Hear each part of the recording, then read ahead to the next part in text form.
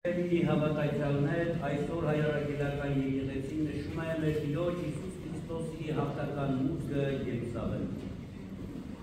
Երուսաղեմ մտնելիս Հիսուսին դիմավորող բազմությունը բացականչում է, օրհնյալ է թագավորը, որ գալիս է Տիրոջ անունով, խաղաղություն երկնքում և փառք բարձրանում։ Այդպիսի հանդիսավորությամբ հրեաները ընդունեցին Մեսիային, ուրախության և սրտության առիթ քանի որ Հիսուս սովորական թագավոր չէ, որ զենքի ուժով գրավում ու զավթում է տարածներ, այլ այն թագավորն է, որի մասին գրված է Զաքարիայի մարգարեության գրքում։ Ուրախացին խնդության դուստրը Սիոնի, կանչի սրտության դուստրը Երուսաղեմի, ահա գալիս է քո թագավորը քեզ մոտ, քո արդար, սրտագործ, խոնարհ թագավորը հեծած ավանայնի վրա։ Եվ ահա Երուսաղեմ է գալիս արդար թագավորն արդարություն բերելով ամեն մի մարդու, ով կհավատալին է։ Երուսաղեմ է մտնում խոնարհ թագավորը իր օրինակով սովորեցնելով խոնարհություն ու հաստատելով սիրո թագավորությունը։ Երուսաղեմ է մտնում փրկավոր թագավորը ազատելու մարդկանց մեղքի կապանքներից։ Ուստի կարելի է պատկերացնել, թե ինչու է մարդիկ ցնցում և ինչու մենք այսօր հոգու ցնծության և ուրախության մասնակից ենք օրվա օրհնին։ Այսօր Հիսուս գալիս է դեպի մեզ բախելով մեր սրտի դռները։ Մենք պիտի կարողանանք ուրախության, փառաբանության,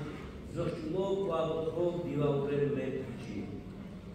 Հաճախ մենք Քրիստոսին ընդունում, փառաբանում ենք որպես երջանկություն, առողջություն, հաջողություն պարգևողի,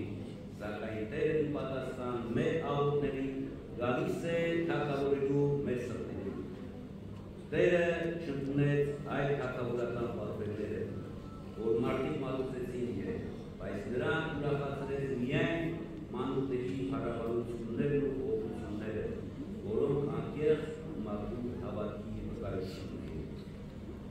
Օրվա խորհուրդը մեզ սովորեցնում է ոչ միայն դիմավորել Քրիստոսին, այլ նաև հետևել նրան։ Հրեաները զգեստներ փռեցին Քրիստոսի ոտքերի առաջ, և զգեստները տարածում էին ինչ-որ մեկի ոտքերի առաջ, նշանակում է իրենց անկեղծ սեր ու հարգանքն ցույց տալիս այդ մարդուն։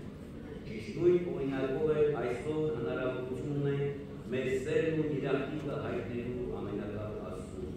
և մեր մեղավոր ու աղոթված հոգուս կեսերից մերկանալով հագնել նորը, մաքուրը, վերանքը ծառայեցնելով Տիրոջ կամքին և պատվիրանաբանությանը։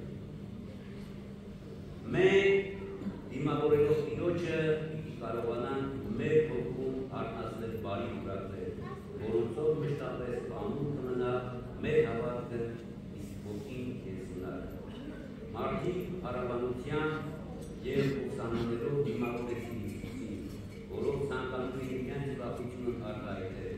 ինչպես և մենք այսօր այստեղ ենք դիմավորելով Քրիստոսին մեր սրտի դռները բացելով Աստծու առաջ։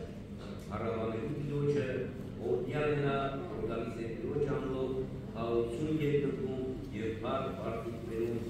այժմ և միշտ և աղոթյալ